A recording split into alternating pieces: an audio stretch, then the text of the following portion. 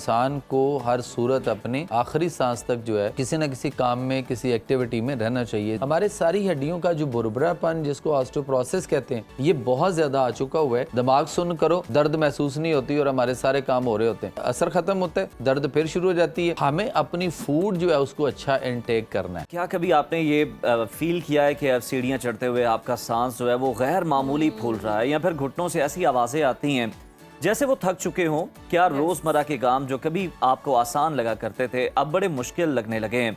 तो परेशान ना हो, आप अकेले नहीं हैं, बल्कि हड्डियों की कमज़ोरी जो कभी सिर्फ बुढ़ापे की अलामत समझी जाती थी, आजकल जवानी की दहलीज पर कदम रखने वालों को भी अपना निशाना बना रही है। जी बिल्कुल, और गैर मुतवाज़न खुराक इसमें जी बहुत बड़ा किरदार अदा कर रही है। मसरूफ़ मगर गैर फ़ाल हम तर्ज ज़िंदगी अपनाते हैं और नींद की भी कमी होती है, जहनी दबाव भी होता है। ये सब चीज़ें जो हैं वो खामोशी से हमारी हड्डियों और जोड़ों को खोखला कर रही होती हैं, और जब हड्डियां कमज़ोर हो जाएं तो इंसान सिर्फ जिस्मानी तौर पर नहीं बल्कि ज़हनी और नफ्सियाती तौर पर भी टूटने लगता है। मगर जी उम्मीद बाकी है। इसी मसले का हल जानने के लिए हमारे साथ आज स्टूडियो में मौजूद हैं माहिर नेचुरोपैथी डॉक्टर जमील साहब। वेलकम टू सुनो Pakistan and a very happy good morning. आज जोड़ों के दर्द और हड्डियों के दर्द की भी हमने बात करनी है। तो ये आजकल नौजवानों में क्यों बढ़ गया रुझान? हम पहले सुना करते थे बुजुर्गों के जी जोड़ दर्द करें, हड्डियां दर्द कर रही हैं, तो ये मसला अब नौजवानों तक आ गया। क्या असल वजह क्या है इसकी? असल वजह इसकी ये है जी कि सॉरी असल वजह इसकी ये है कि बुढ़ापे में जाके वो लोग काम काज अपना सारा जो है वो छोड़ चुके होते थे, और जो उनके बच्चे होते थे वो उस काम को संभालते थे, और फिर उनको जो है ना वो एक रिटायरमेंट लाइफ और इजी कर देते थे।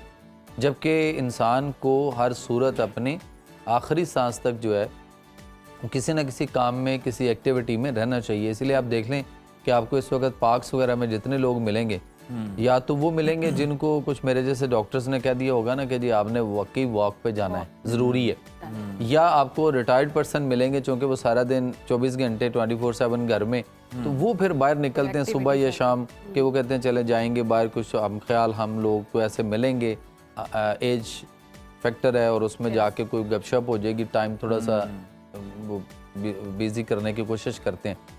अदर देन हमारे यहाँ अब इस वक्त नौजवान सेम उसी पोजीशन पे हैं। पहली बात कि वो कोई एक्टिविटी, कोई हार्ड वर्किंग, कोई उसके बाद हमारी कोई स्पोर्ट्स एक्टिविटी इस तरह की बिल्कुल है ही नहीं। उसके अलावा अगर हम देखें तो सबसे बड़ा मसला इस वक्त जो है वो चिकन का है। जिस चिकन को हम ब्रायलर मुर्गी को बहुत ज़्यादा खा रहे हैं, बहुत शौक से खा रहे हैं। हमारी हड्डियों की जो आउटलाइंस होती है ना बिल्कुल साइड के किनारे जो हड्डियों के, हमारे सारी हड्डियों का जो बुरबुरापन, जिसको ऑस्टियोपोरोसिस कहते हैं, ये बहुत ज़्यादा आ चुका हुआ है। और इसके होने की सबसे बड़ी वजह इस वक्त जो है ना वो ये ब्रायलर मुर्गी है।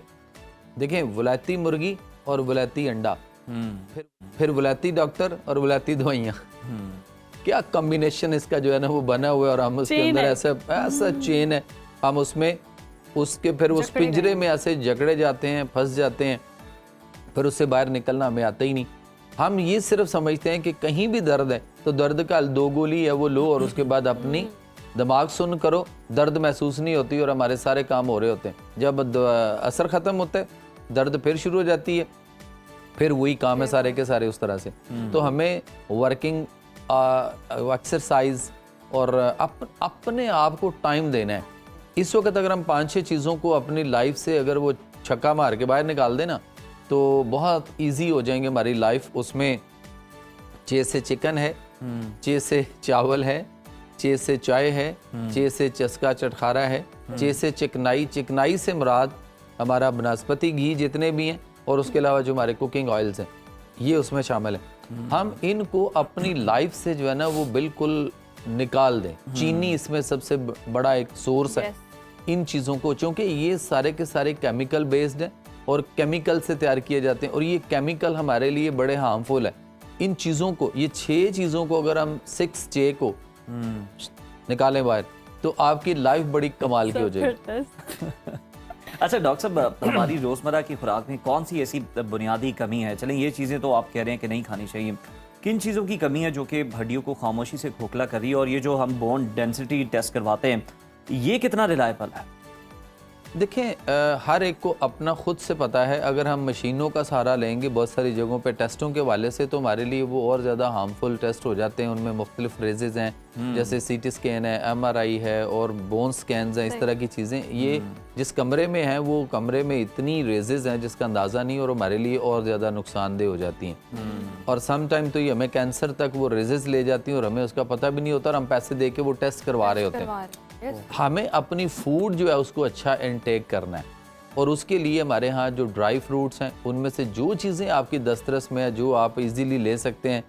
हर बंदा इस वक्त जो है ना, मिसाल के तौर पे स्टेंट डलवाना हार्ट के लिए जो इश्यूज बन रहे हैं, और हार्ट में जो आर्टरीज ब्लॉकेज या वॉल ब्लॉकेज आ रहे हैं, इस तरह के हार्ट फेलियर्स हो रहे हैं, इसके लिए चिलगोज़ा जो है वो बहुत अच्छा है। लेकिन अगर अभी हम ये बात कर दी है तो नीचे बेशुमार लोगों के कमेंट्स आएंगे कि जनाब वो तो 8-10 हज़ार रुपए किलो है, कौन खरीद के खाएगा।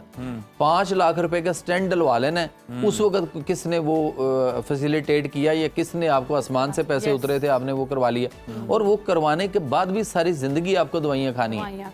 ये तो सिर्फ हमारी गवर्नमेंट को चाहिए कि ये जो चिलगोज़ा हमारा यहाँ से बाहर जाता है, जो पाइन हमारा यहाँ की पैदावार है। मैं अमेरिका में होता हूँ ना, वहाँ पे हम जब देखते हैं, वहाँ अमेरिका का बहुत छोटा सा पाइन है और इतना मज़ेदार भी नहीं है, उससे ज़्यादा अच्छा हमारा है। लेकिन हम शायद रेवेन्यू जनरेट करने के चक्कर में हमारा सारा यहाँ से बाहर चला जाता है। इस पर पाबंदी लगा दें कि पाकिस्तान से ये बाहर नहीं जाएगा, तो आप यकीन करें ये आपका ये 1500-1800 2000 रुपये किलो ना बिके तो मुझे मैं खरीद के दूंगा, इतना ज़्यादा हो जाएगा। लेकिन वो बाहर चला जाता है। फिर भी जिस रेट पे मिल रहा है, अगर हमने दवाइयाँ सारी उम्र खानी है तो उसकी निस्बत अगर हम उसको लेकर परचेज करेंगे, इसी तरह से पिस्ता है, काजू है, अखरोट हैं, कई सारी, बादाम है, बादाम की गिरी लेकर खाई जाए बहुत अच्छी है।